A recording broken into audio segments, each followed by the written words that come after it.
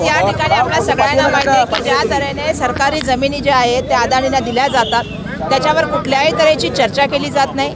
खरं तर कुर्ल्याच्या नागरिकांची मागणी आहे की कुर्ल्याची जी मदर डेअरी आहे त्या ठिकाणी जवळपास 1200पेक्षा जास्त जे आहेत ती झाडं आहेत, 120 वर्षापेक्षा जास्त जुनी वयाची असलेली झाडं आहेत आणि त्यामुळे तिथलं पर्यावरण जे आहे ते सांभाळण्याचं काम ती झाडं करत असतात। त्यामुळे मदर डेअरीमध्ये जे आहे ते त्या ठिकाणी पूर्णपणे जे आहे ते गार्डन निर्माण केलं पाहिजे, तिथल्या लोकांना स्थानिकांना त्या ठिकाणी येण्या जाण्याचं व्यवस्थापन केलं गेलं पाहिजे।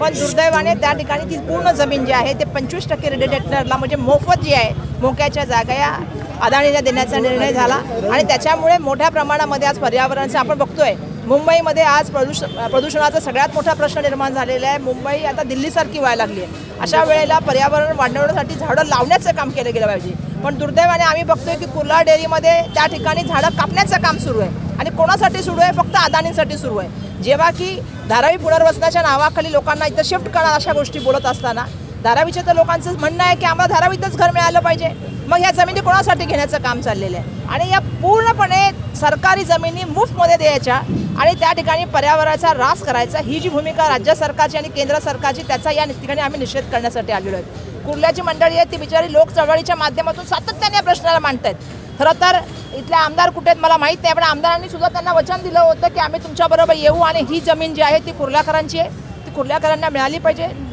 इथे पर्यावरणासाठी दृष्टिकोनातून इथे पार्क झालं पाहिजे आणि ज्या सोयीसुविधा उपलब्ध करून दिल्या पाहिजे त्या देण्याचं काम आम्ही करू, पण ते झालं नाही।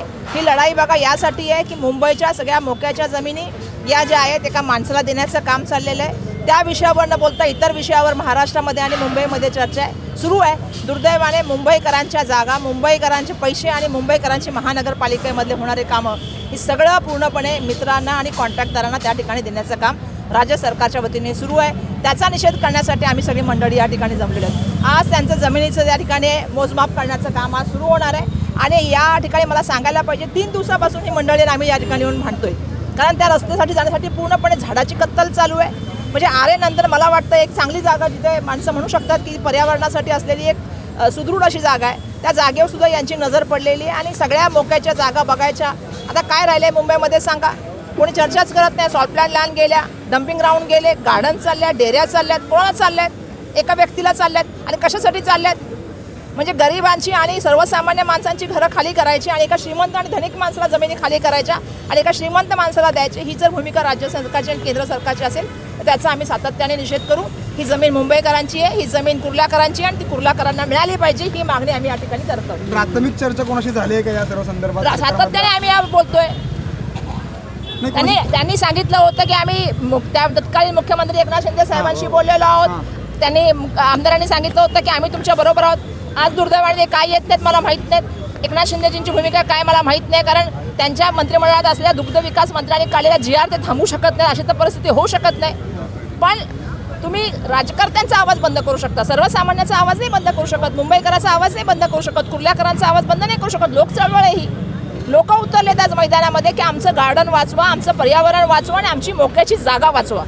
ते काय म्हणत नाही तिथे काय आम्हाला बिल्डिंग बांधून द्या, ते म्हणतात की तिथे गार्डन डेव्हलप करा, तिथे पर्यावरणासाठी असलेली झाडांचं, कारण तुम्ही तिथं बघा आंब्याची झाडं आहेत, फणसाची झाडं आहेत, हे सगळी जुनी झाडं आहेत की वयाची झाडं तुम्ही तोडणार, कोणासाठी तोडणार? एक झाड तोडायचं म्हटलं तर इतके गुन्हे लागतात, पण अडाणींना कुठलाही गुन्हा होत नाही। अडाणींना सगळ्या जमिनी मुफ्त आणि या मुंबईकराचे जे सगळ्यात महत्त्वाची गोष्ट आहे त्यांच्या सगळ्या सार्वजनिक प्रॉपर्टीवर जी आहे त्यांची नजर आलेली आहे आणि त्या प्रॉपर्टी कशा दिल्या जाते, कशा राज्य सरकार पोलिसांचं बघा, 2 दिवसापूर्वी आम्ही आलो या ठिकाणी त्या पोलिसांचं बघा, म्हणजे सगळ्या सरकारी यंत्रणेचा दबाव त्या ठिकाणी चालू आहे। कधी जाऊन धारावीला पण बघा, काल परवा आम्ही तिथे आंदोलन केलेलं आहे। जे सर्वेला लोक येतात त्यांच्याबरोबर 15-15 पोलीस असतात। माझा प्रश्न असा आहे की धमकवण्याचं काम कशासाठी चाललेलं आहे, लोकांना घाबरवण्याचं काम कशासाठी चाललेलं आहे? तुम्हाला वाटत असेल की लोक घाबरतील तर लोक कोणाला घाबरत नाहीत। जर लोक सरकार बनवू शकतात तर सरकार खाली खेचू शकतात। इकडे तुम्ही आंदोलन करताय, तिकडे भंगार काढण्याचं काम आहे, लोक चळवळीच्या इथल्या नागरिकांना पोलीस ताब्यात घेण्याचा प्रयत्न करताना दिसतंय, कसं बघताय? मी तेच सांगते ना, परवा पण त्यांना तसंच झालं। जसं ते लोक गेले तिथे ते लगेच त्यांच्या भोवती सगळा पोलिसांचा आला आणि पोलिसांनी त्यांना थांबवण्याचा प्रयत्न केला। कशासाठी चालले? स्थानिक लोकांशी चर्चा केली पाहिजे, स्थानिक लोकांचं काय म्हणणं ऐकून घेतलं पाहिजे राज्य सरकारने आणि त्यांचं म्हणणं काय चुकीचं आहे का?